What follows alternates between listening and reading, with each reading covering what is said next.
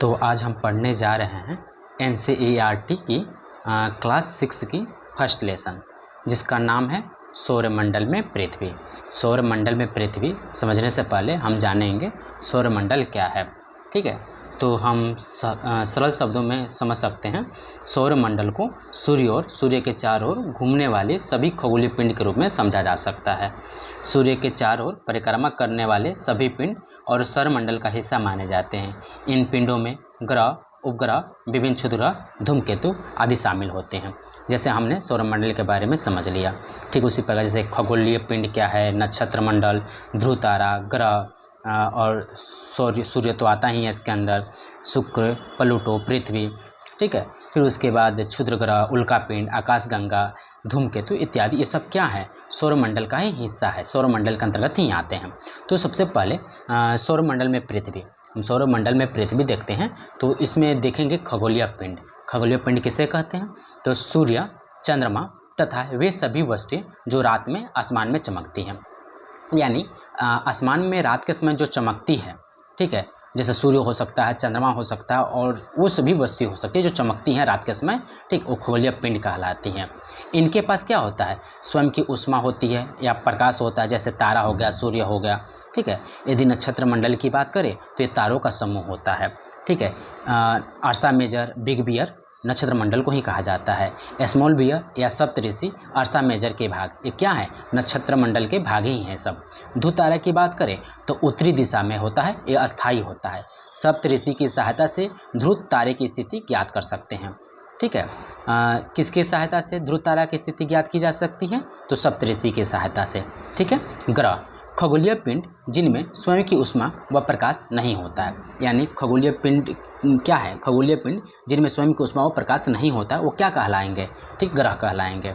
ठीक है, अभी देखते हैं ग्रह, यानी सबसे क्या हो जाते हैं, सूर्य आ जाता है। ठीक है, सूर्य के बाद सूर्य जो है, सूर्य के आसपास क्या है, बुध है, फिर शुक्र है, फिर पृथ्वी है, फिर मंगल है, बीच में क्या है, क्षुद्र पट्टी है, फिर बृहस्पति आता है, फिर शनि आता है, यूरेनस आता है और नेपच्यून आता है।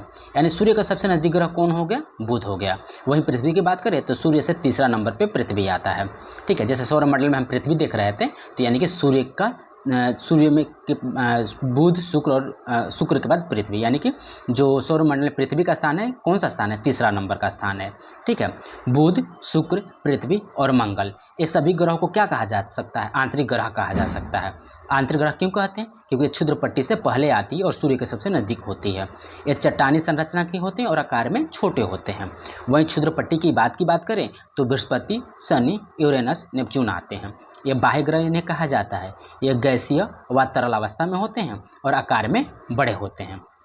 ठीक है, इन दोनों मंगल और बृहस्पति के बीच की पट्टी को क्या कहा जाता है, तो क्षुद्र पट्टी कहा जाता है।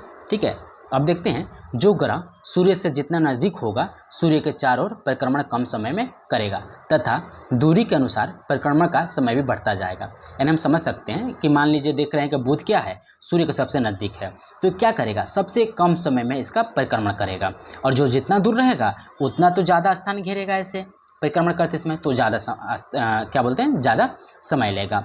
ठीक है, जैसे हम देख सकते हैं बुध सर्वाधिक कम समय लेता है, कितना दिन लेता है, तो 88 दिन लेता है। वही नेपच्यून देख रहे हैं, सबसे दूर है, 8वां नंबर का ग्रह है, तो कितना वर्ष ले रहा है, 164 वर्ष ले रहा है।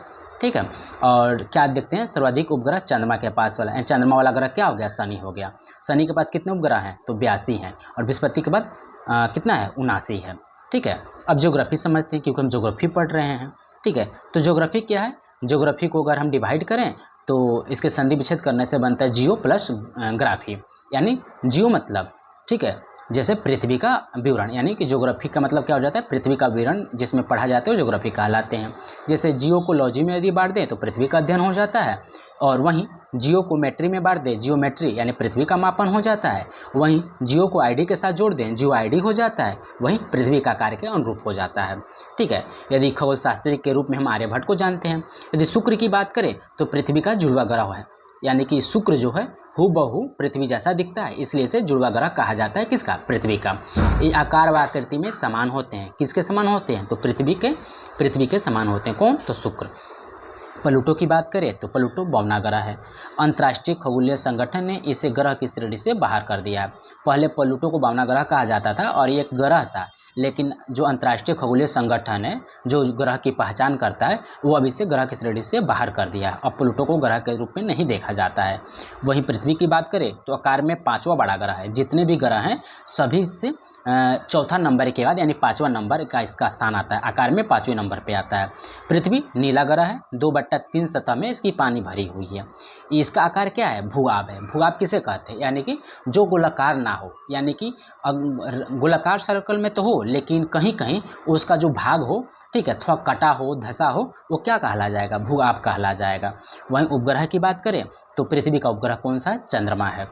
ठीक है, तो हम देखते हैं खगोलीय पिंड जो ग्रह के चारों ओर चक्कर लगाता है। यानी खगोलीय पिंड क्या है? जो खगोलीय पिंड जो ग्रहों के चारों ओर चक्कर लगाता है। यानी पृथ्वी वो खगोलीय पिंड है जो ग्रहों के चारों ओर चक्कर लगाता है। चंद्रमा पृथ्वी का एक चक्कर लगभग 27 दिन में पूरा करता है। साथ ही इतने ही समय में अपने अक्ष पर एक चक्कर पूरा करता है। इसी कारण पृथ्वी समय चंद्रमा का एक ही भाग दिखाई देता है। यदि हम क्या कह सकते हैं, जितने भी उपग्रह हैं वो अपने ग्रह के क्या करते हैं? चारों तरफ से परिक्रमा करते हैं। ठीक उसी प्रकार चंद्रमा जो है पृथ्वी का एक चक्कर कितने दिन में पूरा करता है? 27 दिन में पूरा करता है। हम इसे आसान शब्दों में समझ सकते हैं। मान लेते हैं कि ये पृथ्वी हो गया, ठीक है, और ये चंद्रमा हो गया। तो ये जब चक्कर लगाता है, ऐसे चक्कर लगाते लगाते जब आता है, ठीक है, तो ये जब एक राउंड जब पूरा करता है तो कितने दिनों में पूरा करता है? तो 27 दिन में पूरा करता है। ठीक है, और ये अपने अक्ष पर भी जब ऐसे ऐसे ऐसे ऐसे राउंड लगाता है अपने अक्ष पर भी, क्योंकि राउंड लगाते हुए जाता है, तो वो भी कितने समय लेता है? तो 27 दिनों का लेता है। ठीक है, फिर वही अगर हम बात करें क्षुद्र ग्रह की, तो असंख्य छोटे पिंड जो सूर्य के चारों ओर चक्कर लगाते हैं। अगर क्षुद्र ग्रह की बात करें तो वे सभी असंख्य पिंड हो जाएंगे जो सूर्य के चारों तरफ चक्कर लगा रहे हैं, वो क्षुद्र ग्रह के अंतर्गत आ जाएंगे।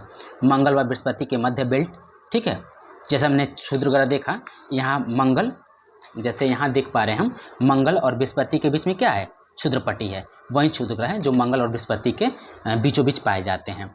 ठीक है, जो उसके मध्य का बेल्ट होता है उसके बीचों जो पाए जाते हैं क्या कहलाएंगे? क्षुद्र ग्रह कहलाएंगे। वहीं उल्का पिंड की बात करें तो पत्थरों के छोटे छोटे टुकड़े होते हैं जो सूर्य के चारों ओर चक्कर लगाते हैं। ठीक है, पृथ्वी के वायुमंडल में घर्षण के कारण चमकदार प्रकाश, यानी उल्का पिंड के पास जो होता है उसका प्रकाश चमकदार होता है। क्यों होता है? तो पृथ्वी के वायुमंडल में घर्षण के कारण। ठीक है, जब वायुमंडल में घर्षण होता है तो इसलिए वो चमकदार हो जाते हैं। वहीं आकाशगंगा की बात करें, आकाशगंगा को मिल्की वे भी कहा जाता है और गैलेक्सी भी कहा जाता है। ये लाखों तारों का समूह होता है जो हम आकाश में देखते हैं। आकाशगंगा बहुत सारे तारे दिखाई देते हैं, जो लाखों तारों का समूह है वो क्या कहलाएगा? मिल्की वे, गैलेक्सी, आकाशगंगा। ठीक है, ये खुला आकाश होता है जिसमें सफ़ेद चौड़ी पट्टी होती है। ठीक है, ये चमकदार रास्ता होता है, यानी आकाशगंगा से जो रास्ता गुजरता है वो क्या चमकदार होता है। करोड़ों तारे, बादल व गैस सभी क्या कहलाएंगे? आकाशगंगा कहलाएंगे। सौरमंडल इसी का एक भाग है, यानी आकाशगंगा का ही कौन सा? सौरमंडल भाग है। जैसे लाखों आकाशगंगाएं इक्वल टू ब्रह्मांड, यानी कि लाखों आकाशगंगाएं मिलकर एक ब्रह्मांड का निर्माण करते हैं, यानी ब्रह्मांड के बराबर होते हैं। ठीक है, वहीं धूमकेतु की बात करें, धूमकेतु यानी पुच्छल तारा की बात कर रहे हैं, तो ये छोटा पिंड होता है, चट्टानों, धूलकणों, हिम व गैसों का बना होता है। धूमकेतु जो है छोटा पिंड, चट्टानों, धूलकणों, हिम व गैसों का बना होता है। ये कूपर बेल्ट यानी नेपच्यून से बाहरी क्षेत्र में होता है। यानी जो नेपच्यून है, यहाँ देख रहे हैं, इसके जो बाहरी बेल्ट होता है वो क्या कहलाता है? कूपर बेल्ट कहलाता है। ठीक है, सूर्य के पास से गुजरने पर बाहरी परत पिघलकर गैस में बदल जाती है। हम क्या देख रहे हैं? यानी कि ये जो है सूर्य के पास से गुजरता है, कौन? धूमकेतु, तो इसकी जो बाहरी परत होती है वो पिघलकर गैस में बदल जाती है। ठीक है, तो यहीं तक हम पढ़े हैं। ठीक है, ये ज्योग्राफी एनसीईआरटी 6 क्लास का फर्स्ट लेसन था। ठीक है, क्या फर्स्ट लेसन का नाम क्या था? सौरमंडल में पृथ्वी। हमने यहाँ तक कंप्लीट किया। ठीक है, अब जो नेक्स्ट हम लोग पढ़ेंगे वो पढ़ेंगे ग्लोब, अक्षांश एवं देशांतर। ठीक है, सेकंड चैप्टर होगा ज्योग्राफी एनसीईआरटी 6 क्लास की। ठीक है, हमने आज से एनसीईआरटी सब्जेक्ट स्टार्ट किया है जो ज्योग्राफी का है। ठीक है, दिन प्रतिदिन ऐसे तरह हम सब्जेक्ट पढ़ते जाएंगे। यदि आपको अच्छा लगे तो इस वीडियो को ज़्यादा से ज़्यादा देखें, और अगर अपने दोस्तों के पास शेयर करना चाहते हैं उनके पास भी शेयर करें। ठीक है, आप मेरे उत्साह बढ़ाने के लिए इस पर कमेंट और लाइक कर सकते हैं। यदि किसी भी टॉपिक में डाउट हो, ठीक है, दोबारा पूछना चाहते हैं तो कमेंट बॉक्स में उस क्वेश्चन को टाइप कर दें। मुझे समय मिलेगा तो जवाब ज़रूर दूंगा। धन्यवाद, फिर मिलते हैं नेक्स्ट वीडियो में।